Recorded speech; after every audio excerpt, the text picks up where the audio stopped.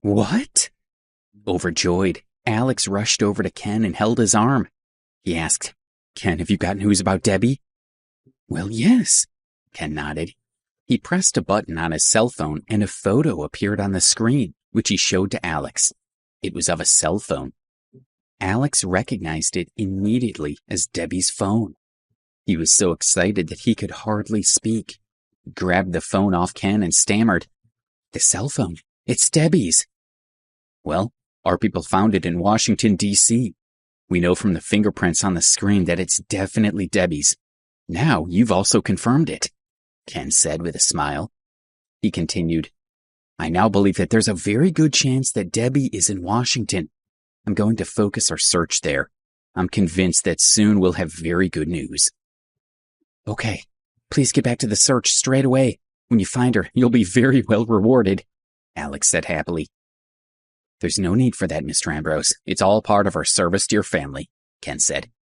Then, with a little trepidation, he continued, Now that we have some clues, we're sure to find her very quickly.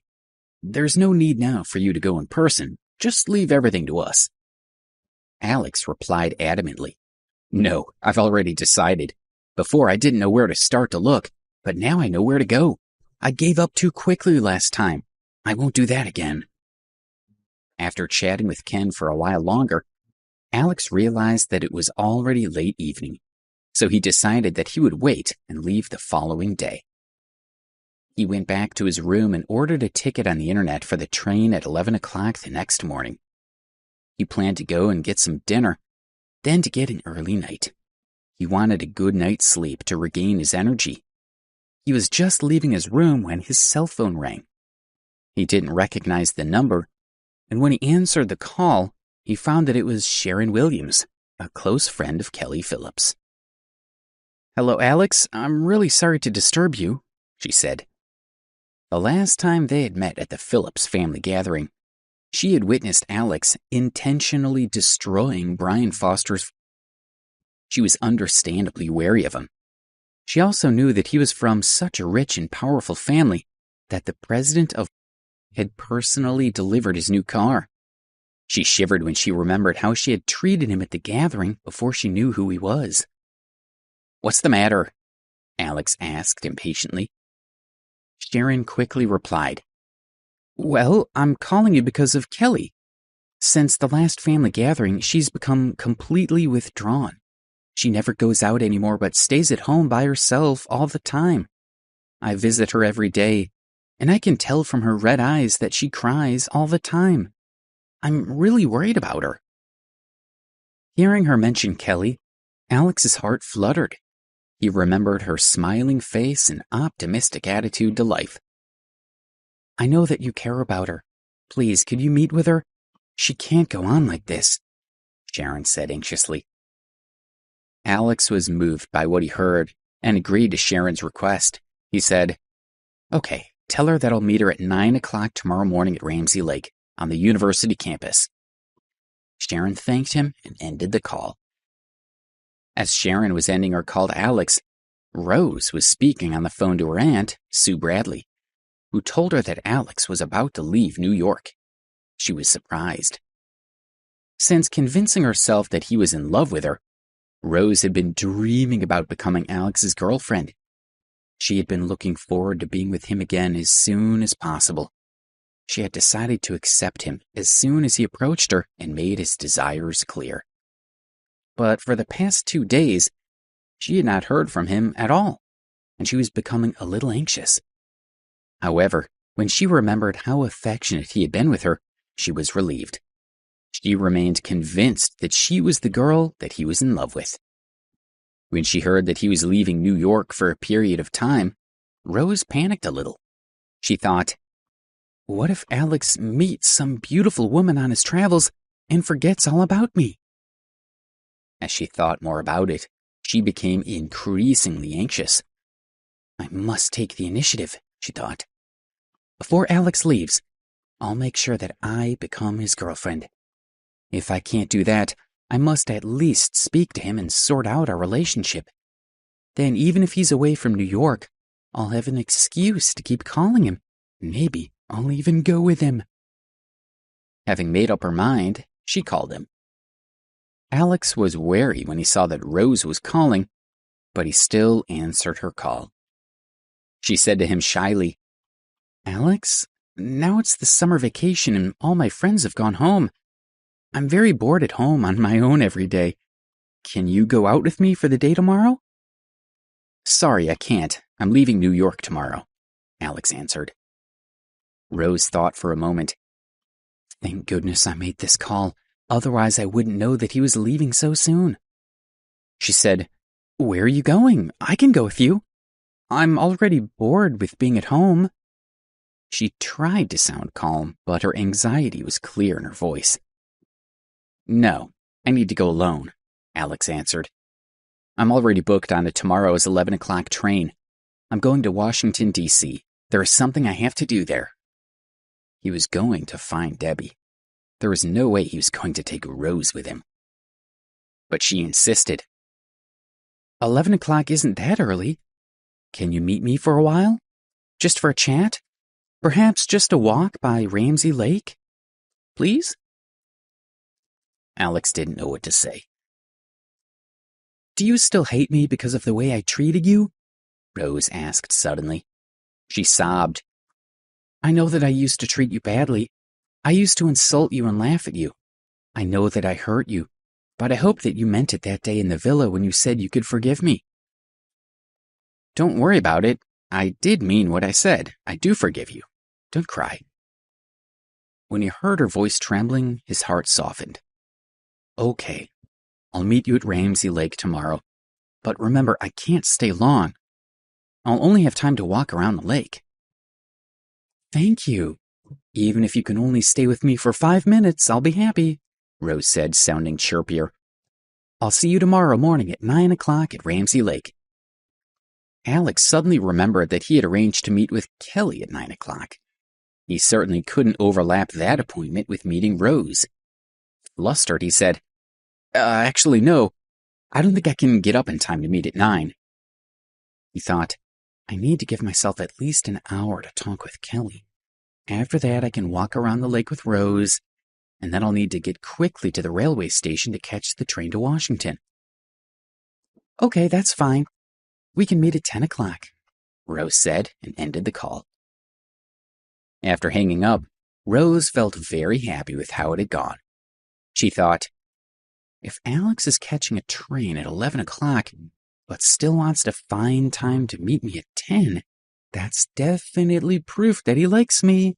Tomorrow, I'll make sure that I seize the opportunity and use the time available to make Alex my boyfriend. The next day, Rose went to Ramsey Lake at 8 o'clock. She saw a tall man standing by the lake. After their conversation the night before, she had spent a lot of time thinking about her best approach when she saw Alex. She had not spent much time with him and didn't know him well, but she thought he was a quiet person and maybe too shy to tell her straight out how he felt about her. She had to handle the situation carefully. She had racked her brains trying to decide how she could make Alex confess to her that he liked her. Finally, she came up with a plan. When she and Alex were walking by the lake, she would arrange for some friends to attack them, pretending to be gangsters. Then Alex would come to the rescue and save her. This happened. She was sure that Alex would then realize how he truly felt about her. Even if he found it hard to confess his true feelings, it was perfectly normal for the hero and the beautiful girl that he saved to end up together. Convinced that he was truly in love with her, she decided that as soon as she told him how she felt, he would accept her immediately. Rose approached the tall man and asked him, "Have you brought everything you need?" "Don't worry, I'm ready," the man replied. "You see, I have a black stocking to cover my head, and this is a model knife. The blade can be retracted." He showed her the props that he had prepared to use.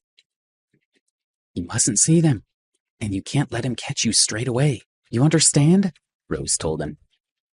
"Don't worry, I know what I'm doing. Remember, I'm a professional. It's my job to stage these sorts of stunts for films," he answered proudly. Okay, but before he comes, let's practice so we know exactly what we're doing.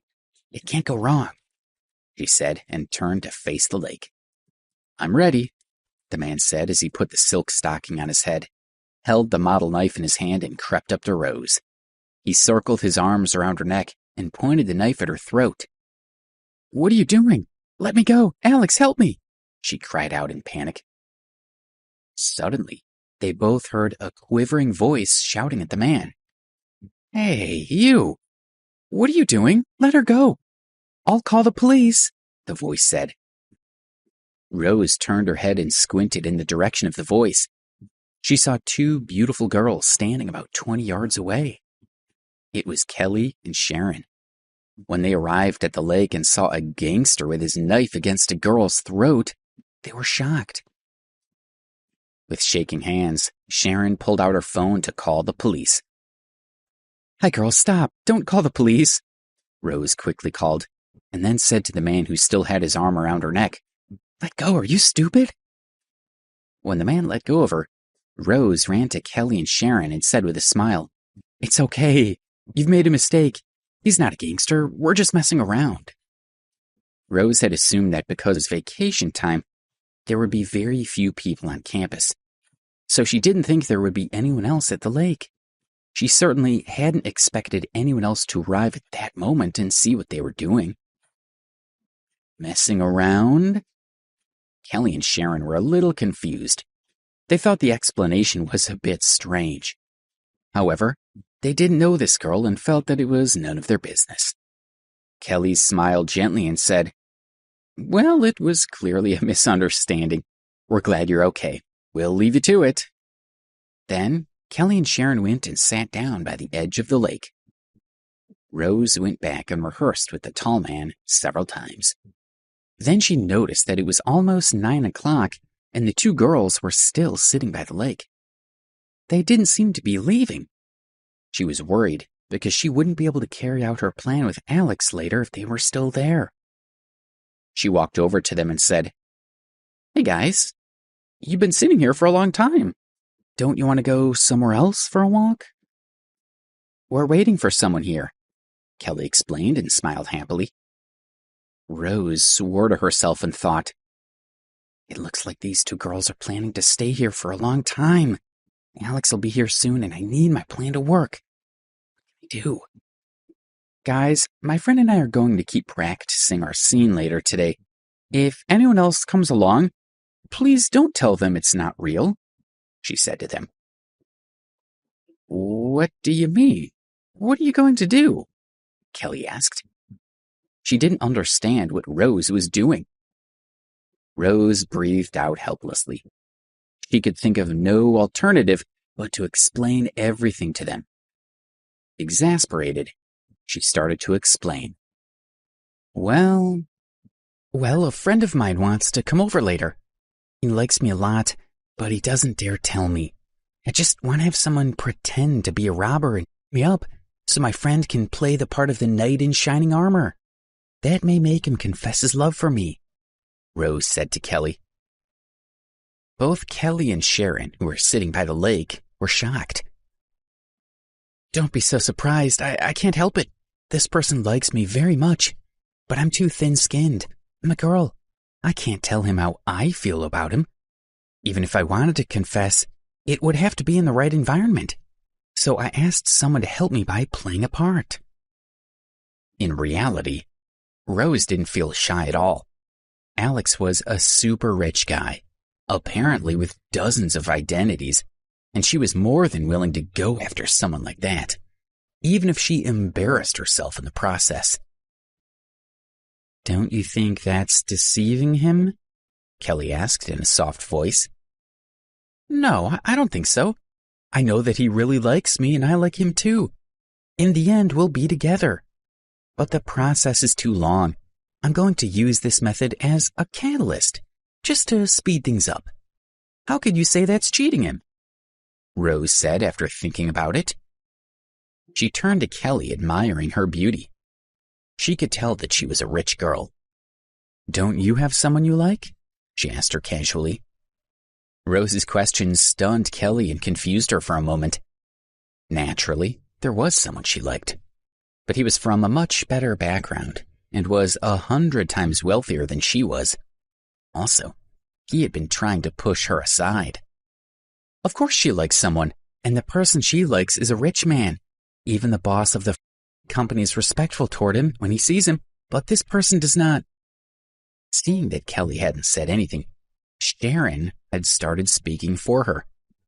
But she couldn't bear to go on. All she said in the end was, "Kelly's here today to see the person she likes." Oh dear. Looking at Kelly and Sharon's troubled expressions, Rose had already guessed that something must have gone wrong between Kelly and her love interest. She grabbed her hand in sympathy. "Your eyes are red. You must have cried for that person so many times. If you don't help me now, I'm afraid I'll just have grief and sorrow like yours to look forward to. Are you sure you don't want to help me pull this off?" "Okay, but let's not talk about it." Rose's words had tugged Kelly's heartstrings. She knew that the kind of lovesickness she was suffering was too painful. She didn't want any other girl in the world to go through something like that. "Great, thank you. Kelly, if we become friends later, I'll give you an expensive car," Rose said with a smile. Kelly smiled back indifferently. She didn't care about any car. The only gift she was interested in was for the man she liked to give her a ray of hope. "Your boyfriend must be from a good family. What's his name?" she asked Rose. "He really is wealthy and from a top family. I don't mind telling you his name. It's Alex," Rose said with a smile. Alex. Both Kelly and Sharon were shocked. "You say Alex likes?" Sharon started to ask Rose if what she had said was true, but Kelly held her back. What were you going to say?" "You don't know Alex, do you?" Rose asked her. "No, we don't know him." Kelly's heart suddenly felt heavy. She thought that if she admitted that she did, she wouldn't be able to meet Alex that day. "Well, the person I want to see is coming soon. You can go and prepare for your own meeting," she said. "Okay, I won't disturb you. I wish you luck with your man," Rose said with a smile and left. "Kelly, that girl said Alex likes her," Sharon muttered, looking at Kelly anxiously. "Isn't it normal that a lot of people would like him since he's such a good man?" Kelly bit her lips, and her eyes started overflowing again. Sharon sighed and didn't know what to say. No matter how it turned out, after meeting Alex today, Kelly would have to give up on him. "Look, he's here." That moment, Sharon saw Alex coming from a distance. He was walking toward Kelly along the edge of the lake. His mood was complex and heavy. "Kelly," he called out to her. Kelly slowly turned around and saw Alex's face. She truly was infatuated. She looked at him in silence. Her eyes reflected resentment, reluctance, and helplessness, but mostly deep love. At that moment, the tall man in the bushes saw Alex and muttered in a low voice, "The boy that the beauty loves is a..." Rose, annoyed at the tall man, glanced at the lake. When she saw Alex, she did a double take. "How can it be him? How can it be him?" Rose wondered. It seemed that Alex had lied to her when he had said that he didn't want to meet her at 9 in the morning because it was too early, and he might not get up in time. But it turned out that he was seeing Kelly at 9 o'clock. Rose's heart was in shreds. Is Alex in love with that girl or with me? No, it must be me. He's been so good to me, she thought. She didn't dare to think about what sort of relationship he had with Kelly. Her heart was in turmoil. You're here. Kelly held back her tears and made herself laugh, but there was still a hint of sadness in her voice. I'm here. Are you okay? Alex thought Kelly looked haggard, and his heart softened. Good. Kelly laughed and sobbed at the same time. Thank you for coming to see me. We can stay here by the lake for a while, and then I'll invite you out to dinner later. Kelly wanted to control her voice, but since seeing Alex, she had begun to choke and tremble. Looking at her like this, Alex was really distressed and worried. He clenched his hands behind his back. No, I'm catching a train at 11 o'clock. After meeting you, I'm leaving New York, Alex said. Kelly's smile stiffened, and she asked, Is it to go to her? Yes. This one word made Kelly feel like she was falling into a void. Sharon held her and murmured, Kelly. Rose, who had overheard their dialogue, asked herself, This man? Who is this man? Who is he going to look for? He doesn't seem like himself. No, he likes me. He's not looking for anyone. That's just an excuse he's using to turn Kelly down.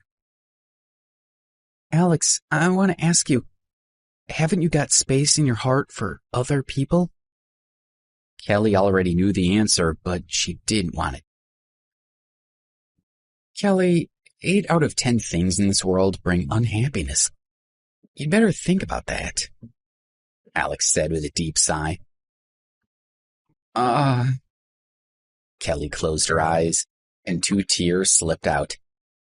She repeated Alex's words in a whisper.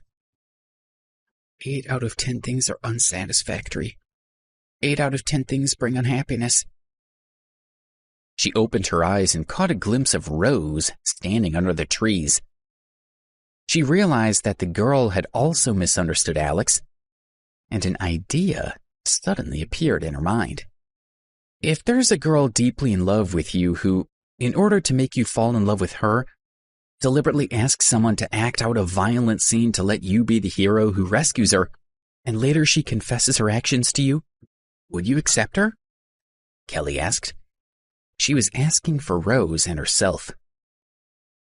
No, I wouldn't, Alex replied, shaking his head. Kelly looked at Rose quietly, hoping that she had overheard Alex's words, so as not to waste her time and increase his sorrow. Rose shook her head. She still thought she was the person that he liked. If you'd met me first instead of Debbie, would you like me? Kelly asked him, remembering again what he had said about unhappiness arising in 8 cases out of 10. I don't know. Alex was stunned, as he had never thought about it. If there was no Debbie in the world, would you like me? I don't know. There's no if in the world. Alex was very confused. Kelly's tears changed into a smile, and she went over to him. I've seen the answer in your eyes. If there were no Debbie, you would like me. If you'd met me first, you wouldn't have fallen in love with Debbie. I just lost due to bad timing. Alex was stunned and didn't reply. Thank you, Kelly tearfully said with a smile. You've let me know that I'm in your heart. I'm your second favorite woman, which makes me very satisfied. Debbie? How can it be? Alex likes me. Among the trees, Rose's skull was about to explode. She didn't want to believe the conversation that was taking place between Kelly and Alex, but she felt a growing uneasiness. By then, she couldn't stop herself any longer. She wanted to ask Alex a question. Alex! Rose cried out and emerged from under the trees. But wait, you... The tall man who was hiding nearby was wondering why she had gone out without telling him. He quickly put the silk stocking over his head and prepared to carry out the task that Rose had told him. Rose? Seeing Rose appear, Alex was surprised. Alex is the person you like? Rose wanted to ask Alex whether the woman he loved was her or Debbie. But before she could finish her sentence, a hand shot out from behind her and covered her mouth. "Ah, what a beautiful girl," said the tall man, following Rose's previous instructions. He tightened his hands around her neck. "Let go of her!" Alex was shocked, and he was about to run to the rescue. But suddenly, what Kelly had said a short while ago flashed through his mind.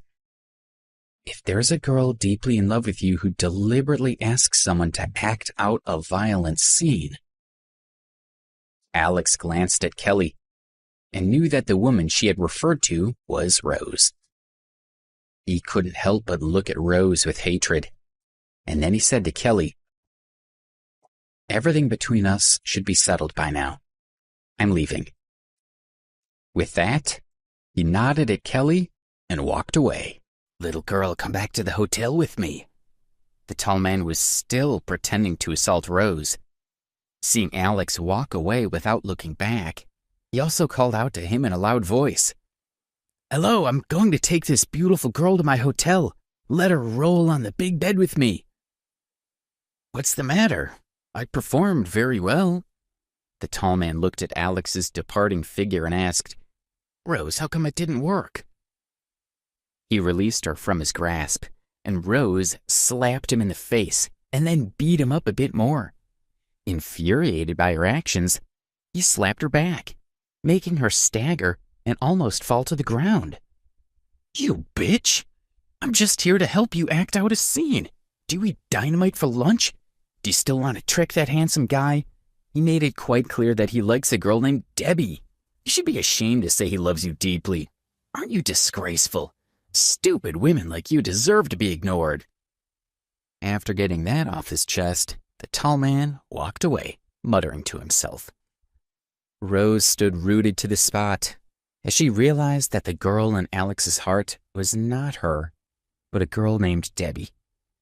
When she left Ramsey Lake, it was with dull eyes, like a walking corpse. Kelly didn't pay any attention to what had happened to Rose. When Alex's figure disappeared in the distance, the tears that she had been holding back finally started rolling down her cheeks. One by one, they dripped down to her chin and onto the grass. Sharon held her tightly. Watching her shake and cry inconsolably, it seemed that she was about to rupture something inside. Sharon could only pat her on the back and comfort her in a low voice. She could only hope that Kelly would forget all about Alex. At 11 o'clock, Alex got on the high-speed train to Washington, D.C. 2 hours later, he arrived. Coming out of the bustling railway station, he bought a combined bus and subway pass at the Metro subway station.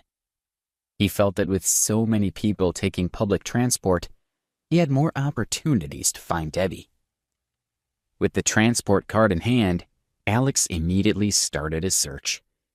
He took the subway according to the route he had designed on the train, from the Red Line over to the Orange Line, with a few bus rides built in, traversing the metropolitan area from Northeast Washington to Fairfax. It took Alex more than 3 hours to visit the areas. When he was on the bus, on the subway, or even walking from one bus stop to another, Alex would pay special attention to the people around him, for fear that he would brush past Debbie without noticing. He got off the train again at a subway station in Arlington. After walking for such a long time, he was hungry, and he remembered that he hadn't eaten lunch. Standing on a broad Central Avenue in the bustling suburb, he looked around for a casual place to eat. As he wandered down the street, a fragrant smell reached his nostrils. He saw a food truck with a sign advertising burgers, pancakes, and more. Beside the truck was a small cart selling vegetables. Alex remembered that when he was with Debbie, he often bought them food at a food truck. He couldn't help but walk toward it. While he was approaching, he saw a buxom girl standing behind the vehicle arguing with an old man. The closer Alex got, the more serious the quarrel became. "I've given you the money. Why don't you go? Are you trying to steal my money?" The girl, who was wearing an apron, cursed the old man. "No, the eggs are $3 and $5, which is $15 in total. You should give me $52, $5. You only gave $45 and still owe me $7, $5. The old man was pulling the girl's leg to collect money. You ass! I've always paid $3.15 for your eggs. Take the money and go away. Stop disrupting my business, the girl said sharply. What? $3.15? That's what they cost a month ago, and prices go up. If you can't afford it, give me back the eggs and I'll sell them to somebody else. The old man tried to snatch back the carton of eggs the girl had taken. Go away, these eggs are already mine. Take the money and go. The girl kept the eggs and refused to be manipulated by him. Why are you so unreasonable? Today I won't let you have them. The old man also seemed to be in a hurry. By then, Alex had reached the food truck and stood in front of him. Hey there, beautiful, don't be so impulsive, Alex said to the girl as he pulled the old man away. This little girl is bullying me. I'm going to smash her eggs and do some damage to her food truck. Young man, let me go. The old man was so angry that he was chomping at the bit to fight with the girl. Who's bullying who? Come back here if you have the courage. If you dare to kick my truck, I'm not responsible for what I'll do to you, the girl shouted, pointing her finger at the man. Alex couldn't help but sigh as he frowned at the girl. Here, I'll give you the money she owes you. Alex thought it wasn't worth making such a fuss over a few dollars. This little girl's attitude really pisses me off. Do I care about the money? If I don't smash her snack truck today, I'll not be able to forgive myself. The old man seemed to need payback. Do you think this is okay? Look, I'll give you $100 if you forget all this and just walk away, Alex said, after thinking for a moment about how to best handle the situation. Let go of me. It's no use saying anything.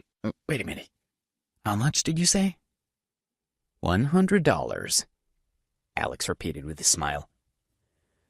You're not teasing me, are you? The old man's attention was no longer on the girl. When Alex let go of him, he looked at Alex in disbelief. With a faint smile, Alex took out his mobile phone and pointed to a QR code sign on the old man's vegetable cart. Is this your payment code? I'll transfer it to you, he said, scanning the code and sending him the money. Thank you. You're so bright. The old man bowed to Alex and took some carrots and lettuce from the cart and pressed them into his arms. Take these. They're all from my own farm. After Alex declined, the old man happily pushed his cart over to a beat-up car, hooked it up, drove away. Why did you help me? The girl asked, staring at Alex. For no reason in particular. You shouldn't bully him, you know, Alex replied with a trace of solemnity. For the first time, he got a good look at the girl's face. Her short hair was scorched, her skin was discolored, and there were scars on her face. It looked like she might have been in a fire. There was also some inflammation and a few open sores. In other words, she was really ugly. You seem to enjoy bullying him. What's wrong with you? Alex said to her, making the girl angry. Okay, forget it, he added, sighing. It seemed that the girl had a bad temper. I'd better stop talking to her, he thought. Make me a pancake with ham and shredded potatoes on the side, he said. I won't, the girl flatly refused. You won't make it for me? I didn't provoke you. Alex was really angry. He had helped her out, and now he just wanted her to make him a pancake. Her attitude was atrocious. You cared about me. I love what you did, but I won't do anything I don't want to do. She seemed to think there was nothing wrong with her reaction. Okay. Alex didn't want to talk to her anymore. He was tired from walking. He tore a piece of paper from a notebook in his backpack and put it on the curb, where he sat down in a huff to have a rest. He sat on the curb for 20 minutes. During that period, 5 or 6 passers-by came to buy food from the girl. He observed that when she took the eggs, her eyes flashed. It seemed that she thought that she had the eggs thanks to his help. He felt that she might have repented a little. By then, he had rested enough and was ready to take the bus to other places to continue his search, but his stomach was growling.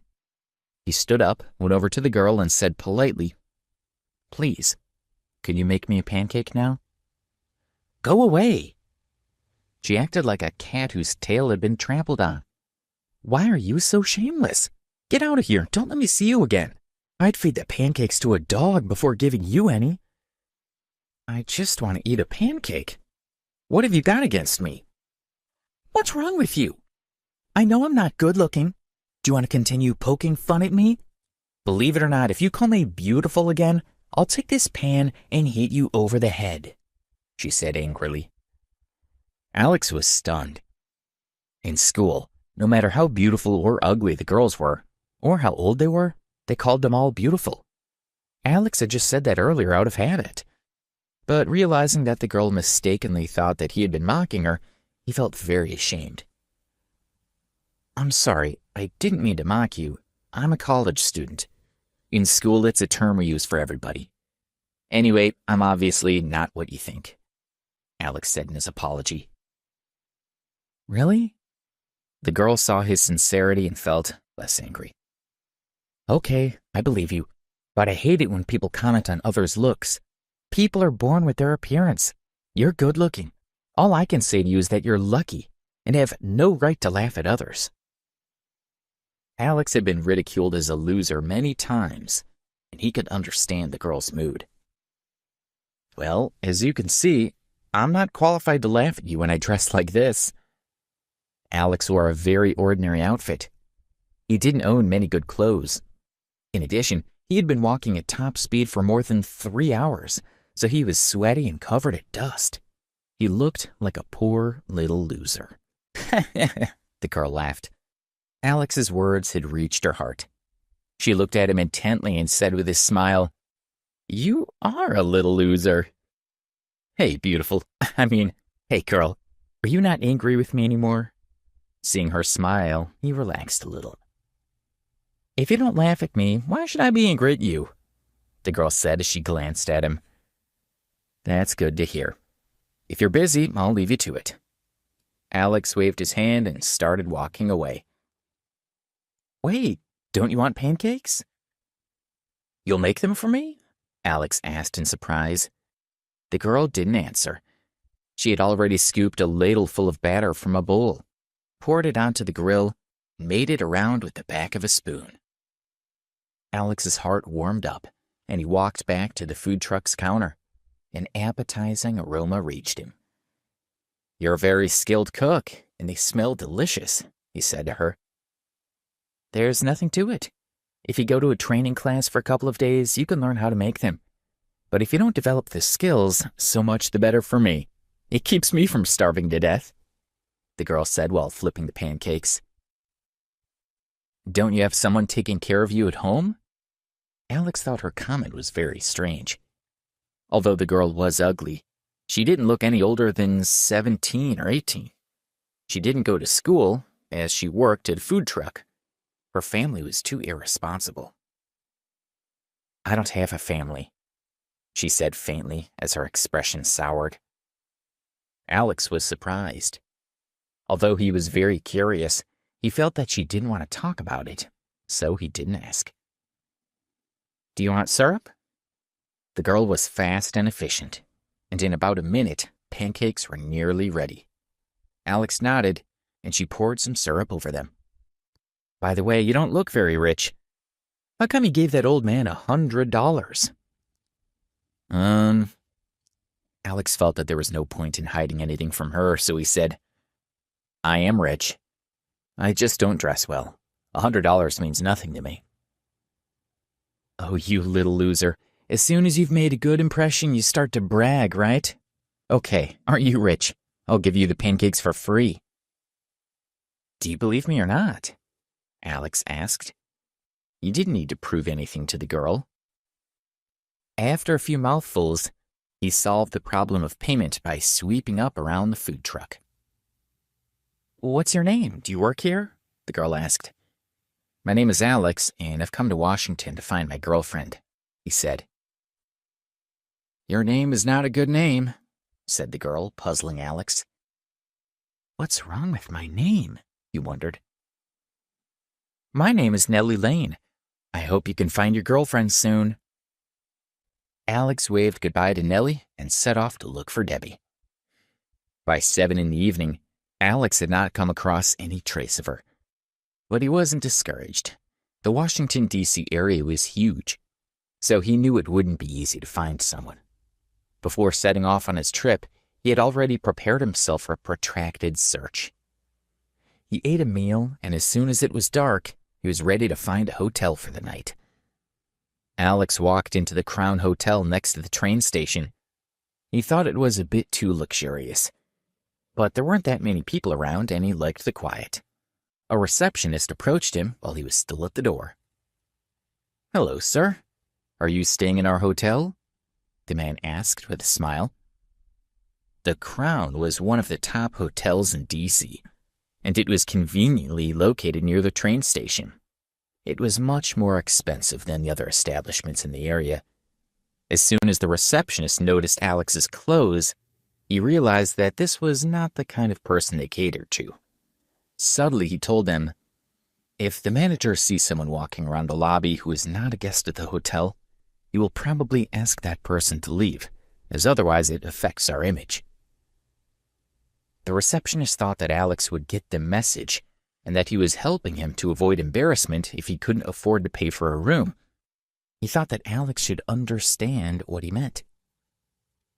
I want to get a room, Alex said with a smile and walked in. The receptionist was slightly stunned.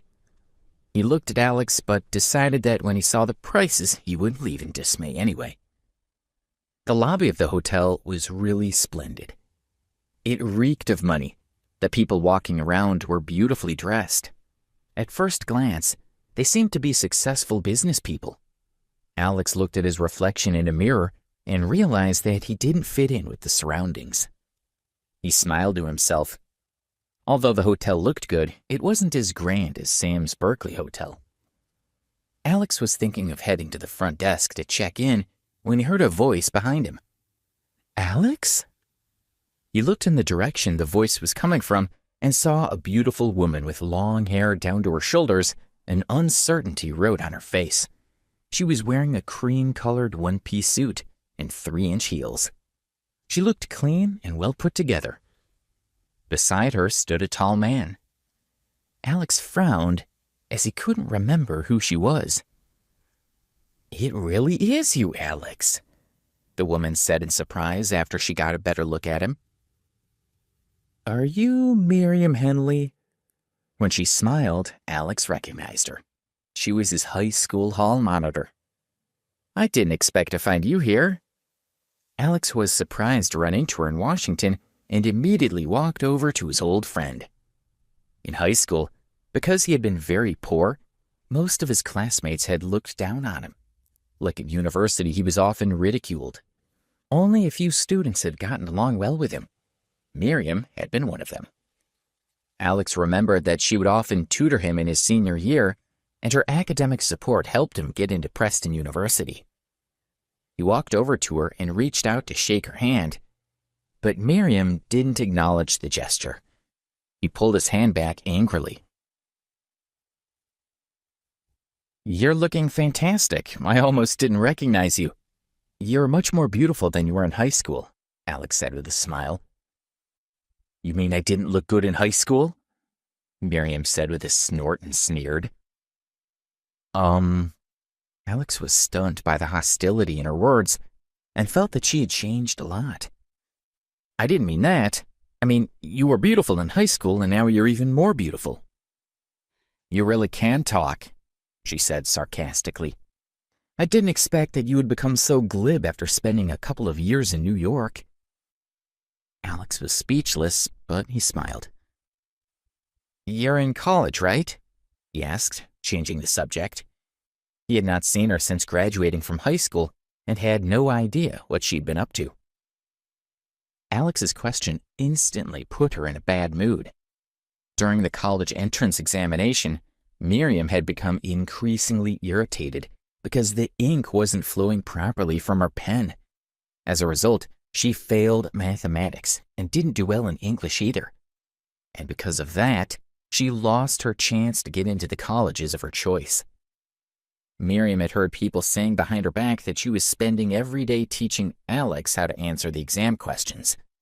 In the end, she lost out, and Alex made it into Preston University. It was said at the time that she was a fool and had given her scores to him.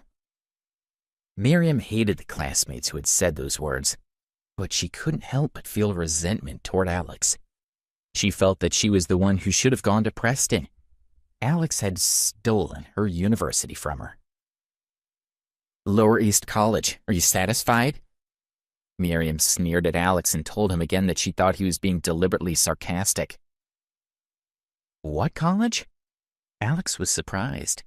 He thought that Miriam had been admitted to a top university. Where's Lower East College? I've never heard of it, he thought. One of the two worst. Are you satisfied? Does that make you happy? Miriam sneered. What are you talking about? Miriam, how could I be happy? Are you misunderstanding me? He thought that Miriam's reaction was abnormal. She was the one who had offered to help him in high school. He hadn't forced her to do it. You thief, you're just pretending, Miriam said bitterly. Thinking that her future had been destroyed by Alex, her heart was still bleeding. Alex was left speechless again. He was sure that Miriam had misunderstood him. At this point, he knows what to say. What are you doing here? Is this where you're staying? Don't you feel like you ought to get going?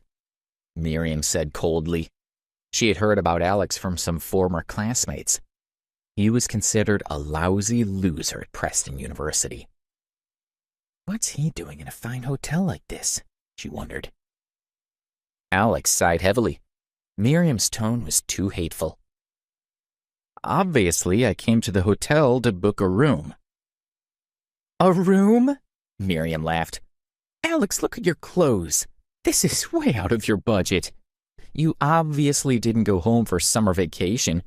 Did you come all the way from New York to Washington to find work here? I've heard from other students that you pay for your living expenses by working during your vacations. How much money can you earn by working 2 months? $4,000, $5,000? Is that the sort of money you earn? Do you know how much it costs to stay at the Crown Hotel for one night? Miriam looked at him contemptuously.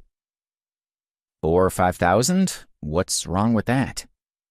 Alex said faintly, thinking how unpleasant Miriam was. In New York, he stayed at the Berkeley Hotel and at the Azalea Guest House, which was more expensive than the Crown. Oh, you seem so relaxed. It seems that $4,000 or $5,000 doesn't mean anything to you. This hotel is really cheap for you, isn't it? The cheapest room is actually only $2,000. Miriam assumed that Alex was in Washington to find work, which proved that he didn't have much money. He clearly didn't have any idea of the prices of the hotel, and there was no way he was going to be able to afford a room. Baby, who is this guy? The man beside Miriam asked her. He was wearing a white t-shirt and blue jeans. He looked like a hip-hop singer. He was Miriam's boyfriend, Jake Grant. This guy? Miriam sneered. She looked at Alex with a terrible smile in her eyes. He's the high school classmate I told you about who stole my college dream. In high school, he was a lousy loser. Often, all he ate was bread in the morning, at noon, and in the evening. He was so poor that he didn't even have the money to buy notebooks. In order to save paper, he used pencils instead of pens, so he could erase what he wrote and reuse the pages. He could also write on the front and back covers. So, it turns out that this is the guy you've complained to me about so often, Jake said to Miriam, pointing at Alex in surprise. He looked him up and down and snorted contemptuously. Miriam gave you every opportunity to attend a good university. I see that you're dressed appallingly, so you don't look like you're doing too well at college. You're such a disappointment to Miriam. Don't you feel guilty? What? Alex didn't understand the meaning of Miriam gave you every opportunity to attend a good university. He didn't want to be near Miriam anymore, so he went over to the front desk. "I'd like to see how you pay," Miriam muttered, as she and Jake followed behind him. "Hello, I'd like one of your better rooms, please," Alex said to the receptionist. "Well, I can offer you a large, elegant room with a king-sized bed. Would that be all right?" Although the front desk lady also had her doubts about Alex, she was polite, and Alex nodded. "Sir, the price of the room is $2,300 a night." The front desk lady motioned for Alex to pay up front. "If he can afford it, I'm seeing flying saucers," Miriam said. She and Jake had walked up beside Alex. They looked at him with wicked smiles, and Miriam turned to the receptionist. "I would advise you to be more perceptive about people who come up to you, so as not to waste everyone's time. Because otherwise you can spend a lot of time talking to someone, and then it turns out they don't have the money to pay." The front desk lady could only reply with a weak smile. Alex was getting angrier and angrier. He stared at Miriam for several seconds. "Look, are you taking the room or not? We're waiting to check in. Will you hurry up?" Miriam glared back at Alex. Alex couldn't help sneering. "Okay. Didn't you say I couldn't afford a room? I'll get the most expensive room for today, just because of you. After all, I have my First Republic bank card, and it has millions of dollars on it." "Miss, please give me the most expensive room you have here," Alex said to the lady at the desk. The receptionist was stunned. She doubted that Alex could afford to pay for the elegant room with the king-sized bed, let alone the most expensive one.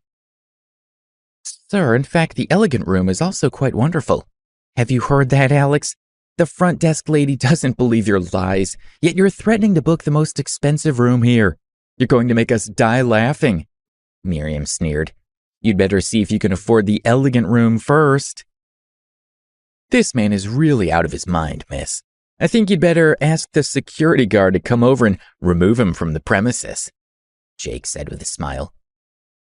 The front desk lady decided that if Alex was deliberately messing with her, she would call security. Alex didn't say anything. He removed his backpack, took out a card wallet, pulled out his First Republic bank card, put it between his fingers, and extended it to the front desk lady. "Can you give me my key now?" "Alex, don't be foolish. You've come to DC for work. Don't you realize that if you stay here for just one night, you'll spend half your earnings? You're so stupid. I really don't understand how you got into Preston University," Miriam said. Seeing the card in Alex's hand, the front desk lady was shocked. She was familiar with the various bank cards and recognized the First Republic Bank Black Card. The only people who got that card were those with $30 million in their personal accounts, which meant that the young man in front of her was worth at least that. "Sir, I was being impolite. I'll handle it for you now. I'd like to tell you about the most luxurious presidential suite in our hotel. It has 2 king-sized beds." "Hello, miss. What are you doing?" Miriam didn't understand why the woman's attitude had changed so much. Jake held her back. He had also seen the First Republic bank card in Alex's hand, and he was flustered. "What's the matter?" Miriam was still a college student and didn't know anything about that prestigious card. The card in his hand is the First Republic Bank Black Card. You only qualify for one of those when you have a minimum of $30 million in your account. He's not a poor loser, but a multimillionaire. Who told you to scold him just now? Now what can you do?" Jake was rattled and suddenly quite shy. "Oh." Miriam was surprised, and her heart skipped a beat. How could she have guessed that Alex would have millions of dollars to his name? She was deeply worried when she thought about how rude she had been to him just now. When she saw Jake looking at her reproachfully, she said in a low voice, "Why are you looking at me like that? How could I have known that he had so much money?" Jake stared at her. He stealthily glanced at Alex. Seeing that he wasn't looking, Jake quietly pulled on Miriam's sleeve and signaled to her to leave quietly with him. They walked away cautiously as if they were thieves to avoid attracting Alex's attention. But Alex wasn't blind. He didn't know what they were doing. He just didn't want to argue with them. "There is no need to tell me anything more. I'll just take the room," Alex said to the receptionist. "Okay, I'll set it up for you right now." The lady took Alex's card and began to swipe it. She suddenly raised her head and said, "Sir, your card can't be used." Alex was shocked, as were Miriam and Jake, who were still within hearing distance. "Could you please try it again?" Alex remembered that he had used the card that very afternoon to pay $100 to the man who had been bothering the Pancake girl, and it had worked just fine. "Really, sir, I've tried it 3 times. Your card just can't be used. It shows that your account has been frozen." The front desk lady put the bank card on the counter.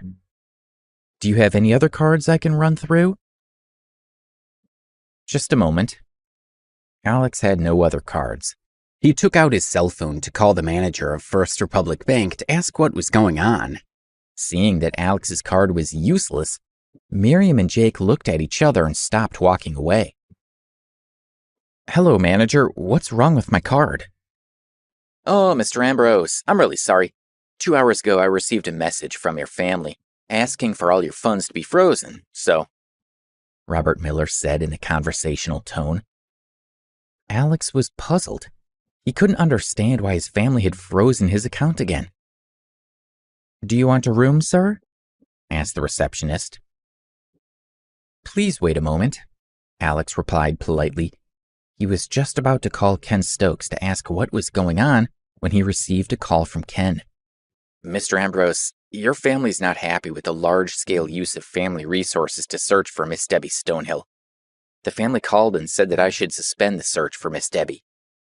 They also said that you shouldn't waste your time on useless things. That you should go back to New York to manage your business. They said that if you don't listen, you will not be able to use a cent of the family's assets." "That's ridiculous. Looking for Debbie is the most important thing in the world to me. If that's how the family feels, let him feel that way." Alex gave a cold smile. "Mr. Ambrose, please think about it carefully. If you continue to search for Miss Debbie in person, none of the family members, including me, will give you any help. If you come back here, although I can no longer use the full resources of the East Coast Division to help you find her, I can use 1/5 of the resources and the family will not say anything. That's better and more effective than you looking for Miss Debbie alone," Ken said. "Well, thank you for your kindness, Mr. Stokes, but I still want to continue searching for Debbie myself," Alex said calmly. "In that case, I hope you find her as soon as possible.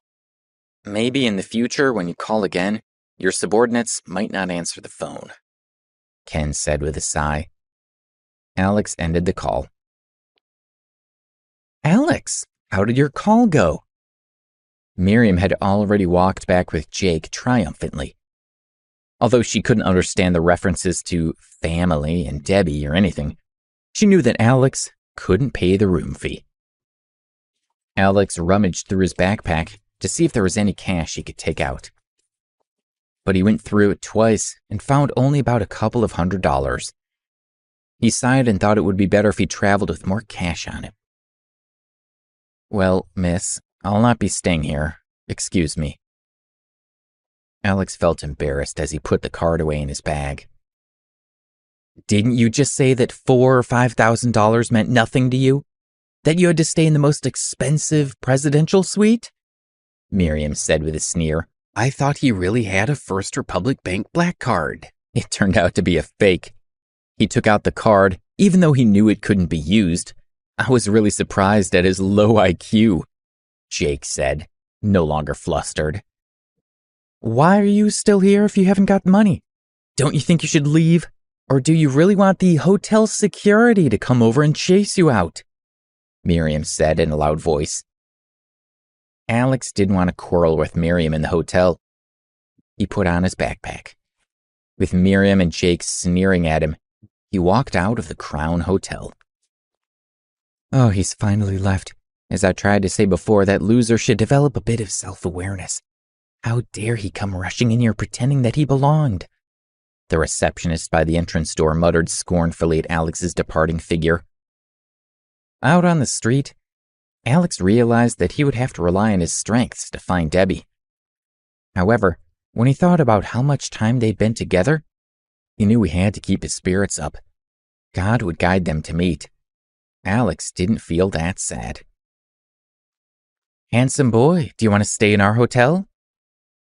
Out of nowhere, a woman came up to him holding a sign that said, accommodations. Alex knew that he had less than $200 on him. He thought it would be a good idea to go with this woman and save some money. Okay, Alex nodded. Come with me, the woman said. Young man, your accent tells me you're not from around here. Have you come to Washington looking for work? She asked, leading him through the crowd. Alex was speechless. Why did everyone think he was a wage earner? What the hell? He decided and answered, yes. Do you have any friends or relatives here? No.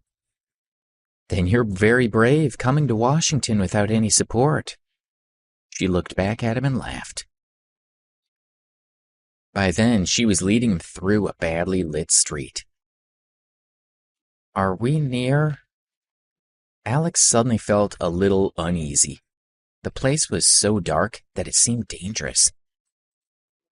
We're almost there. It's not a fancy place. We only charge $25 a night. You know, in the Crown Hotel opposite the railway station, they charge $2,000 or $3,000 a night. As soon as she looked at Alex's face, she knew what he was thinking. By the way, do you have money? A little, but not much. Alex refrained from asking her how much she had.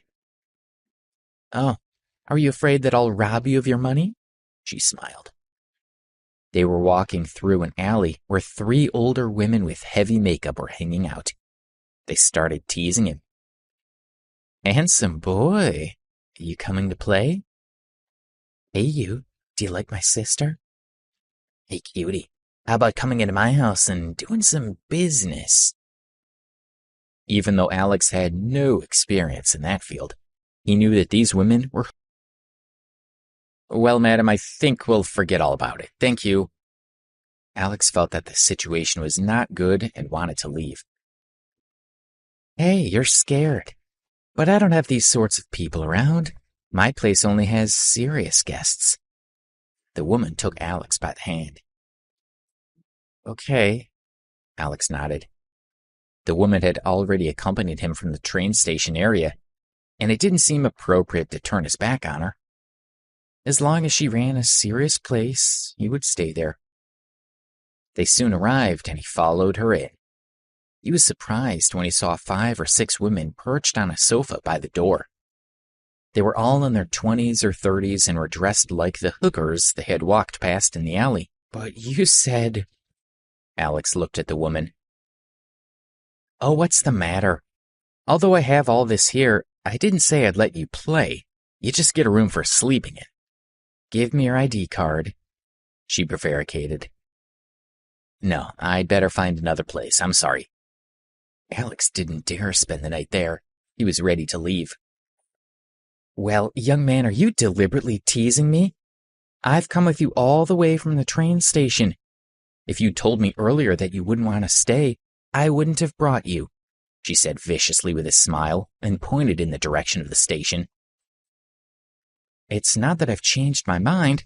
It's that you didn't tell me the truth. I wouldn't feel comfortable staying here. I'm sorry, I'm going. Alex tried to leave, but she held onto his arm. Stinky boy, what's the matter? If you come in through my door, don't plan on just walking out. Finally, the woman was showing her true face. She called out, Hey, Bert, come out. There's someone who's trying to run away. Who dares run away? A man in his 40s came into the room.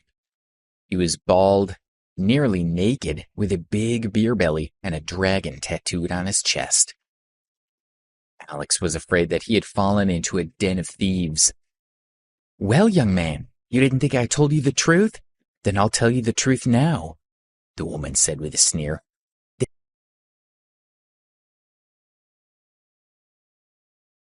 "They don't charge a lot. You just do as I tell you. Tomorrow morning I'll let you leave safely without a word." "Do you want money?" "I'll give you $100 and I'll leave. Is that all right?" Alex didn't want to have anything more to do with these people, and he was willing to spend $100 to get out. "No. If you go to the police should have cause to arrest you first." Alex was speechless. He didn't dare give her the money now. "Young man, you've said that you were willing to give me $100 for nothing." The procuress winked at "Handsome boy, come on, don't be shy." "I know what you're thinking. I promise that if you give me 1 minute, I'll make you turn into a beast and make you emperor once again. So you better promise me." The procuress smiled at him. "This has been done many times before. Don't be afraid." "No, I'm not comfortable with this. I'm gonna leave," Alex said. The more he looked at the women on the sofa, the more disgusted he felt. Their frivolous words made Alex feel especially nauseous. He didn't want to stay there for a moment longer, so he pushed the woman aside, opened the door, and went out. Ouch! When Alex pushed the woman, he staggered and nearly fell down. "Bert, quick, catch that boy!" Her husband didn't expect Alex to be so stubborn. He spat and ran out of the house immediately and grabbed Alex's jacket. "Do you want to start a fight with me? Will you stay here tonight or not?" Bert asked him. Alex didn't feel afraid of him.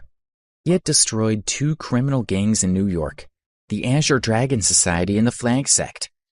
This lady's husband seemed no more than a common gangster. "I advise you to leave me alone right now, otherwise—" "Otherwise what? You're a poor working man. What do you think you're doing?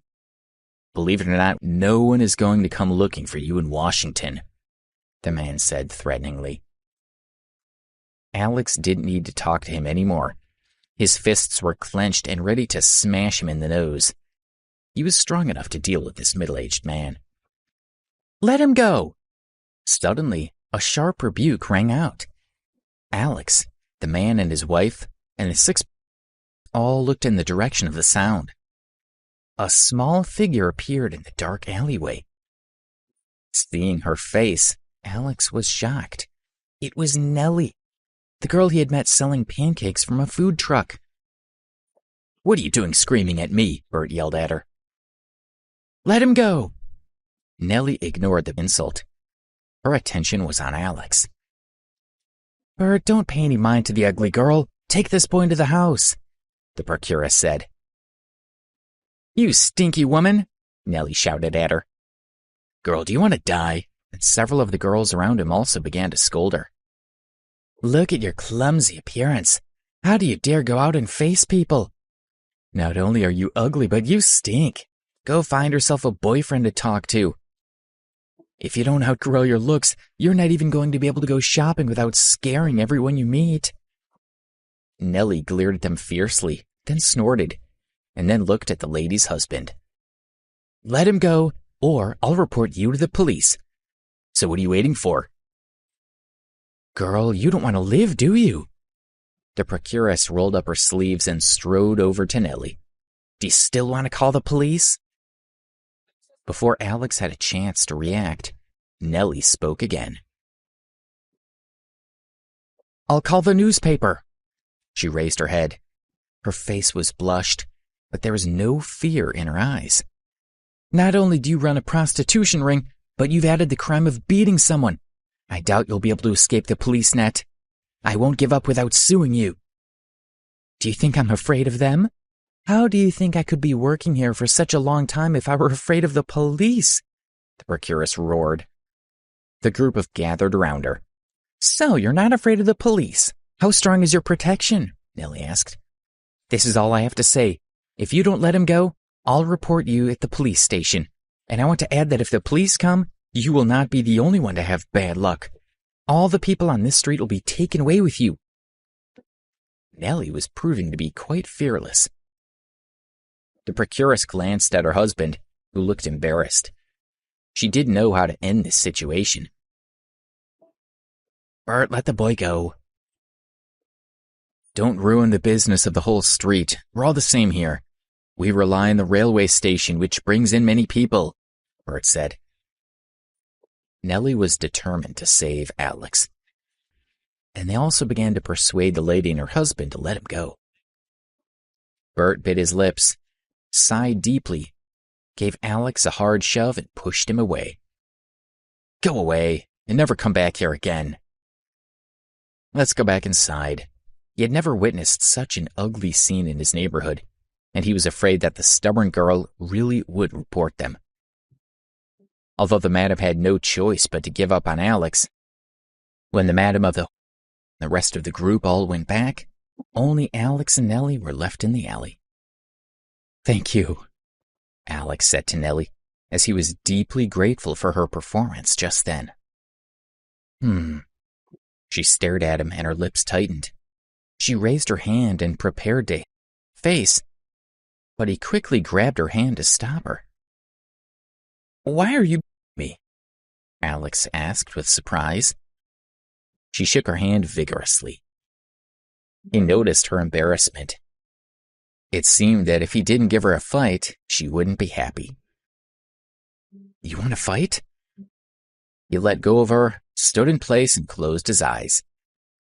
She didn't show any mercy, and him twice. You're so cruel, he said. Have you never heard of this saying about suffering a loss can turn into a blessing? I can't suffer losses. I don't want to be bullied. I've been bullied enough, so I try not to let others bully me, but I'm still... She couldn't help but become emotional as the tears rolled down her cheeks. She lowered her head. Are you all right? He didn't expect that his simple sentence would make her cry. He was overcome with shame and pain. What's wrong with me? I won't cry then. I'll laugh when I'm ridiculed by you bad guys. She raised her head and laughed twice, but her eyes were still watery, which made her look so sad. What do you mean by that look? She said as she glared at Alex. Suddenly she smiled. This afternoon, I didn't mean to be offensive by saying that $100 is a small amount of money for you. How come a rich person like you has to come and live in this kind of place? I have a problem, he said, laughing. He wanted to explain it, but it would be pointless. You'll blow it, she said with a smile. How come you were in this neighborhood? He asked with curiosity. I came to the train station to find people to work for me. I didn't expect to see you outside, though, you little... Because you helped me out this afternoon, I've helped you back. I knew I shouldn't have come here, she said. Thank you again. Are you really a pancake seller? He asked, looking puzzled. Are you not convinced that I sell pancakes? She said as she pursed her lips. As she saw him smile apologetically, she added, I bought a food truck by myself, which I use to sell mostly soft drinks, ice cream, burgers, hot dogs, and pancakes. I can't do it all alone. I came to the station to see if there's anyone who's come looking for work in Washington. Ah, he nodded. But there should be few people willing to do this job. I think you're quite suitable for the job. You can come with me. She stared at him and said, I've helped you so much. What's wrong with the idea of you working for me? Would you like to work with me? He looked at her for a moment. It must be hard for her to sell pancakes, he thought. He couldn't bear to refuse to help her. I'll first listen to your working conditions. I'll pay you $300 at the end of the month, and you can have some pancakes to eat during the day, she said happily. Really? The pay sounds okay at $300, he said. Can a pancake seller like Nellie make this? He wondered. It's not bad work. I can make a living with my food truck. Plus, I get to have pancakes and burgers to eat. You can watch the truck for me." In the end, Alex agreed to help Nellie sell food. Now that he had no financial resources, he had to find a job. She also said that her food truck had to be driven all over Washington, D.C., which would also help him in his search for Debbie. That night, she took him back to her place. He didn't stay in the food truck, but rented a room for $125. The next day, Alex drove the food truck with Nellie to sell food in different parts of the city. The truck operated as a small shop. She was responsible for cooking as well as buying milk, eggs, and other staples. Alex was responsible for selling the food and drinks from the shelves of the truck. Their daily business was good, with earnings of $50 to $60 per day. One day, Alex noticed that the bracelet on his left wrist was moving. Grandma in New York was contacting him. His index finger swayed left and right 3 times, which meant that he hadn't sent her a chicken. Grandma knew that he had left without her permission, and she was angry. Alex felt that if he continued wearing the bracelet, he would feel confused, so he simply took it off and put it in his pocket. His finger was suddenly yanked again, and when he looked down at it, he saw that some of his skin had been scratched. Over the next 10 days, Alex and Nellie continued working together, and their relationship grew closer. However, he had not found any news about Debbie. One day, Alex and Nellie stopped at Tilly's Square with the food truck. After the morning rush hour, the number of customers gradually decreased. He told her that he was going to go for a walk. She knew that he was going to go and look for his girlfriend. So she told him that if he wasn't back by noon, she would deduct $75 from his wages. Looking at him from a distance, she sighed, sat in the food truck, and watched television. When it was nearly 11:30, she was still absorbed with the television show when she heard a voice in front of her. "Hey, girl, make me 2 pancakes." Her heart caught on fire. She looked up and saw a man and a woman standing in front of her. The woman was dressed casually in white clothes and wore sunglasses and a brown sun hat. The tall, strong man was dressed in black and looked like a gym coach. "What are you looking at? I'm starving," the man yelled at her. "Honey, do you think she looks clean?" the woman in white muttered. "There's nowhere else to eat in this rundown square. Let's buy some food to cushion our stomachs," the man said, as he put his arms around the woman's waist. Nellie looked at them angrily, and then quickly made the pancakes. She handed them to the couple and said, "That'll be $5. "I'll pay you next time," the man said and turned to leave with the woman. "I have a small business here. You'd better pay it now," Nellie said politely, suppressing her anger. "Don't you see that I'm playing a game? Are you really going to lose that much money because of your 2 lousy pancakes?" the man said. The woman was ready to leave. Nellie's face turned red. She called out, "Wait a minute. I forgot to add onion to your pancakes. I'll add it now." "Dear, you forgot how to make pancakes. You really are a genius." The couple returned and handed the pancakes back to her. They looked at their phones and nodded up at Nellie. "This time they'll be okay." 2 minutes later, she gave them back to the man who cursed and walked away with the woman. Nellie took out her phone and called Alex. "Where are you? You need to come back right away. I want to go." "Ah, you want to go?" Alex was very puzzled. Previously, each time they had stopped at a place, they had stayed there for the whole day. Why was she changing her routine? Since half the day had gone by anyway. He agreed and began walking back to the truck. As he went across a lawn with a sprinkler, Alex accidentally stepped into some mud and slipped. Half of his body was covered in mud, but he couldn't deal with the mess because he had to go back. Nellie had packed up the food truck, and she was waiting for Alex to return so they could leave. She stood outside looking around anxiously for him, but she couldn't see him. Instead, She saw the man in black and the woman in white coming toward her. She was startled. She had taken the couple's pancakes and squeezed in some shoe polish from a tube as revenge for abusing her and not paying what they owed. She had thought she could leave before they found out, but they had returned too soon. "You're so that you don't want to live, right?" said the man. They had already walked up to Nellie. Their lips were stained black with shoe polish. "What do you want? Don't move or I'll call someone."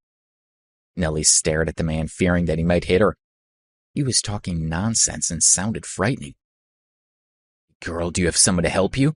You should call your relatives and friends. Don't you believe me?" the man said to Nellie with a mouthful of shoe polish. "Honey, look, this is the polish. You should make her eat it."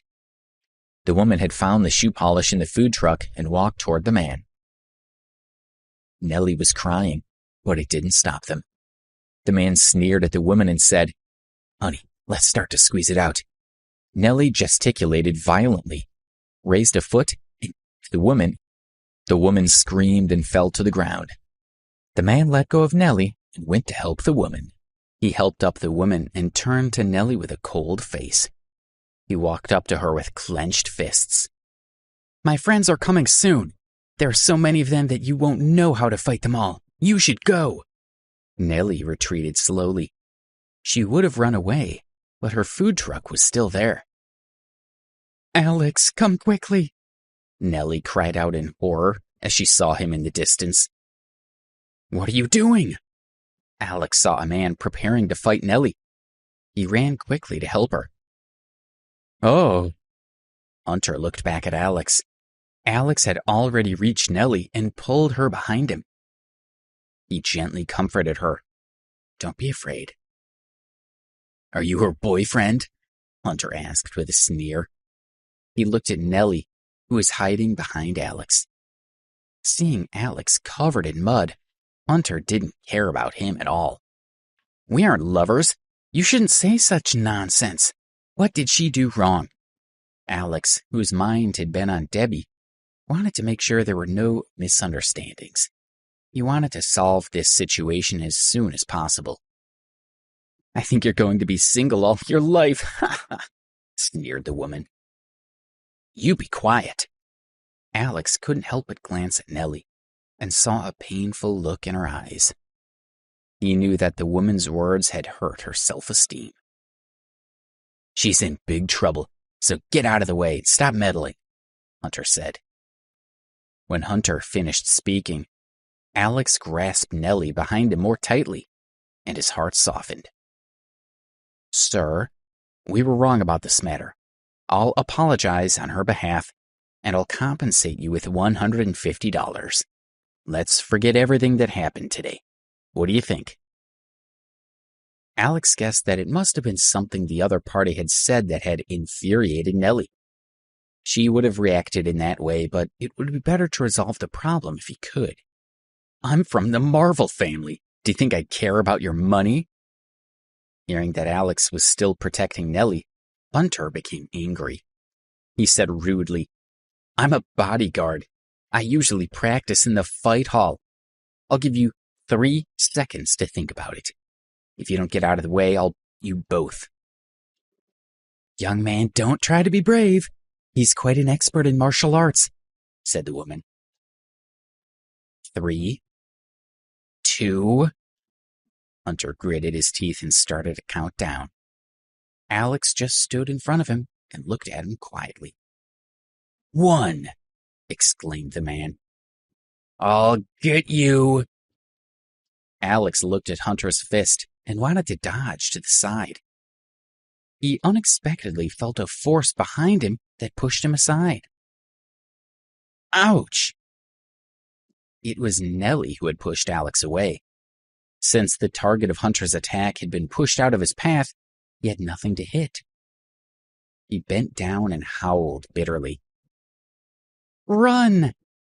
Nellie took the opportunity to rush over to Alex and pull him away. She thought he was a useless student. "Don't you want to protect your food truck?" Alex asked. "The truck might be smashed by Hunter." Nellie's life wasn't easy. If the truck was damaged, what would she do for a living? "No, just run!" Nellie yelled to Alex. "I see where you're going. Hunter, get it quickly." Unexpectedly, the woman, who had sharp reflexes, had grabbed Alex and Nellie. "You!" Hunter had already straightened up and rushed over to her. Hunter grabbed Nellie's shoulders with both hands. Suddenly, Hunter saw a shadow on his right side. He turned his head and saw a foot coming toward him. Nellie opened her eyes and was surprised to see that it was Alex who attacked him. Alex pulled her to his side. "Stop it. I don't want to fight you. I have something to say." Alex frowned and looked at him. He knew that the more he fought, the more complicated the situation would become.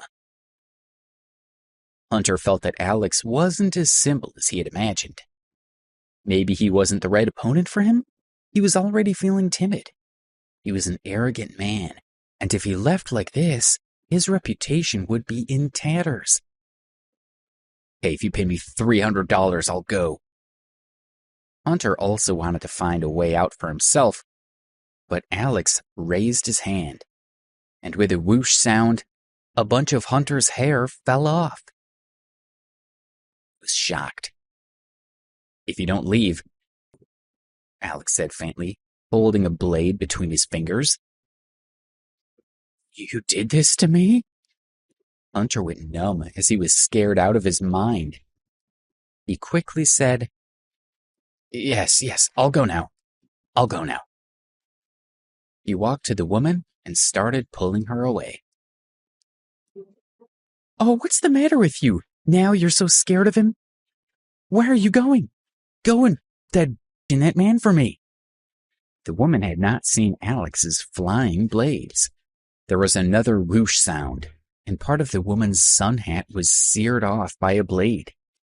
She was scared and sweating, so Hunter no longer needed to convince her to leave. She ran to him in her high-heeled shoes and said, "Hunter, what are you still doing here? Let's go." Seeing them disappear, Alex turned his head to ask Nellie if she was hurt. Before he could say anything, he saw that she was staring at him with a smile. He was embarrassed by her gaze and asked, "What do you want me to do?"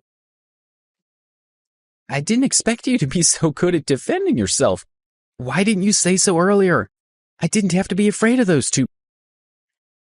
Nellie's tone sounded like a reproach. "You never asked me. What can I tell you?" Seeing her manner, he knew that she had not been hurt. His heart was wide open. He thought it was very funny when he heard her question. "Well, don't you blame me for not asking, right? Now tell me about all the things I haven't asked you so that you won't get into trouble next time," she said rudely. "You're too overbearing. It's private, so how can I tell you?" Alex said. "I'm overbearing? What's the matter with you? You're not going to tell me? Well, in that case, I'll deduct from your salary. I'll deduct $30 first," she said, doing things in her unruly way. "Okay, I'll tell you. I've told you things before." Alex was speechless. He knew that she had strong self-esteem and couldn't be bullied. Who in this society would get used to her bad temper? "You like money. As soon as I said that I'll deduct money, you changed your tune. You're hardly shy. Let's get back to work in the food truck first. If I lose money, I'll deduct that from your salary too," she said. Alex shook his head helplessly. He reopened the food truck with Nellie and started up her business again. Please subscribe to the Pocket FM YouTube channel and press the bell icon for instant notification. Check out our channel for more such exciting shows.